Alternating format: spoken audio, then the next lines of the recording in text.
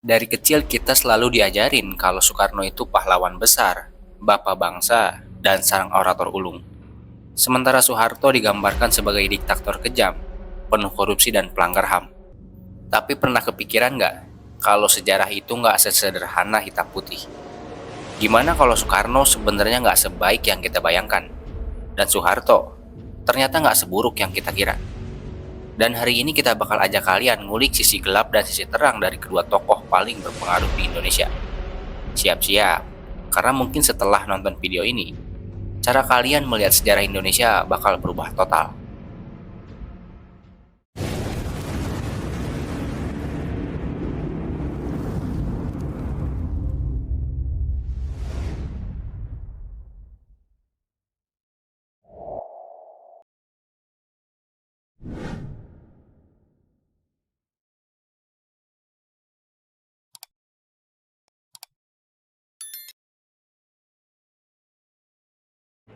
Kalau ngomongin Soekarno, pasti yang kebayang di kepala kita itu pidato, pembangunan Monas, Gelora Bung Karno, sampai namanya yang harum ke seluruh dunia sebagai tokoh anti kolonial.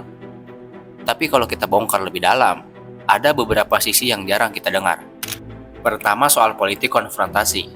Di tahun 1963, Soekarno melawan habis-habisan pembentukan Malaysia.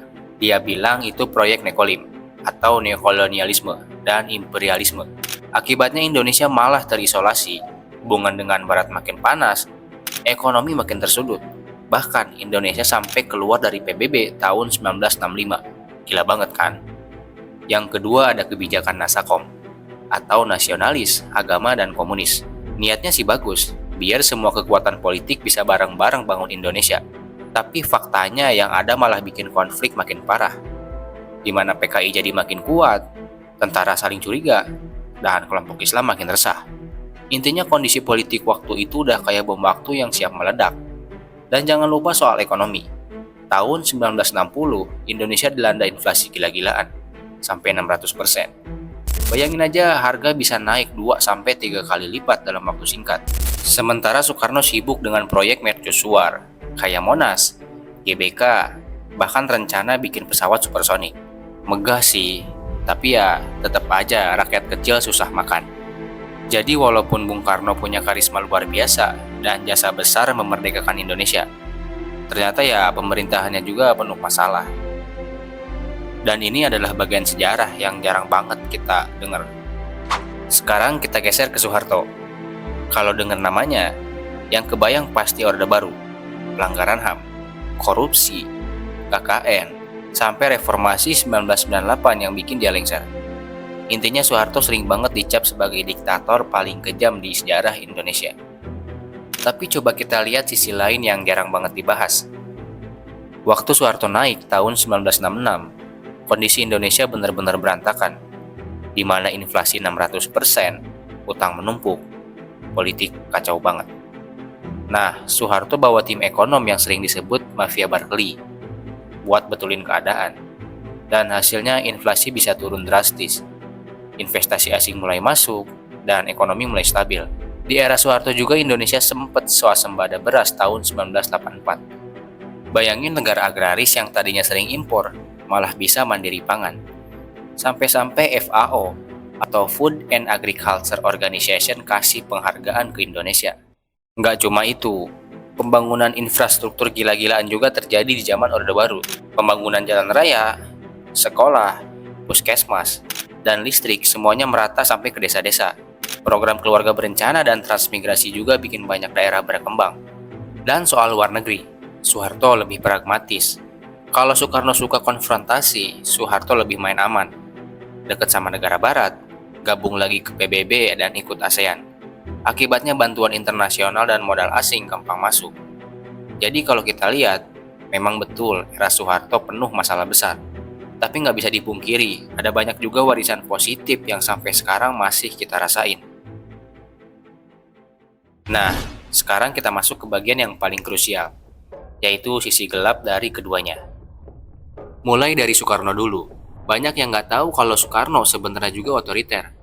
Setelah masa demokrasi liberal dianggap gagal, Soekarno mengeluarkan dekret 5 Juli 1959. Dari situ dia membubarkan konstituante, memberlakukan kembali UUD 1945, dan mulai memimpin dengan sistem yang disebut demokrasi terpimpin. Kedengarannya keren kan? Tapi faktanya demokrasi Indonesia waktu itu jadi sangat terkendali. Media massa dibatasi, lawan politik ditekan, dan hampir semua keputusan politik ujung-ujungnya balik lagi ke satu orang, yaitu presiden. Jadi kalau ada yang bilang kultus individu di sekitar Bung Karno itu nyata, ya itu ada dasarnya. Terus ada juga kebijakan politik luar negeri yang konfrontatif. Paling terkenal tentu konfrontasi dengan Malaysia di tahun 1963. Bung Karno menuduh pembentukan Malaysia sebagai proyek kolonialisme gaya baru, atau istilahnya waktu itu nekolim. Dalam satu apel besar yang saya perintahkan beberapa hari yang lalu, 21 juta sukarelawan Indonesia untuk menerima langsung dari saya komando aksi pengganyangan Malaysia. Masalahnya, kebijakan konfrontasi ini bikin Indonesia tambah diisolasi. Sampai-sampai tahun 1965, Indonesia keluar dari PBB. Dan itu langkah yang sangat berani, tapi juga sangat kontroversial, karena dampaknya bikin posisi Indonesia di mata dunia jadi lemah. Dan belum selesai di situ, ada juga gagasan Nasakom, yaitu nasionalis, agama, dan komunis. Di atas kertas, idenya bagus, mau nyatuin semua kekuatan besar di Indonesia. Tapi di lapangan, ini malah jadi bahan bakar konflik.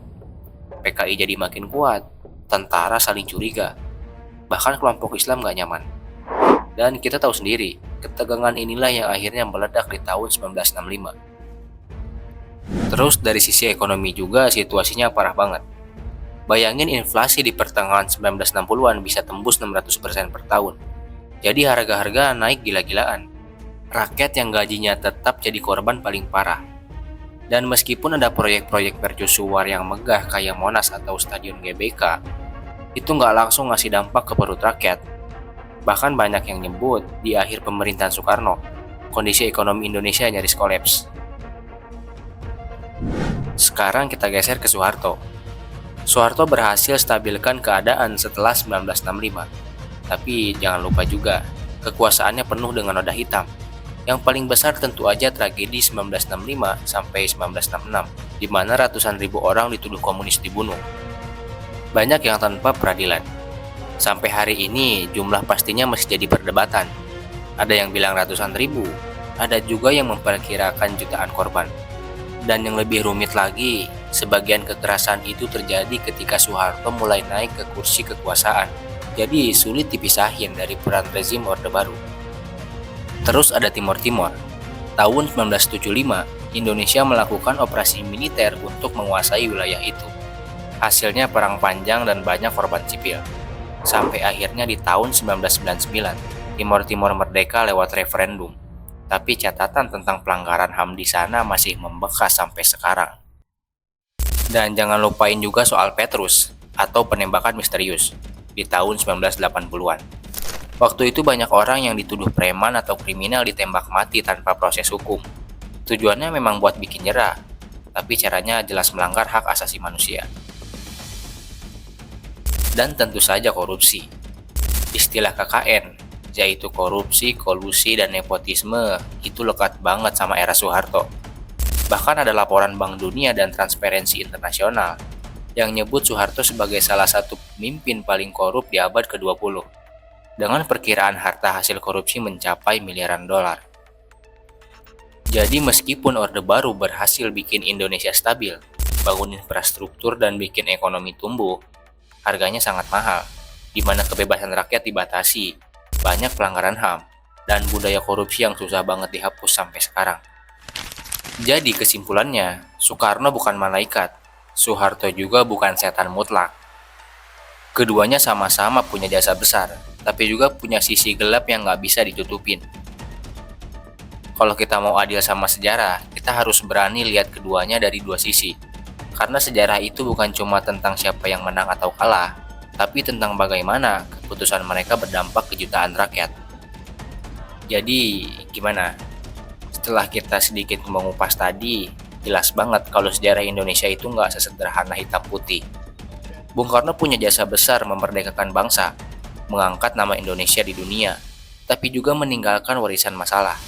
Ekonomi berantakan, politik penuh konflik, dan gaya kepemimpinan yang cenderung otoriter.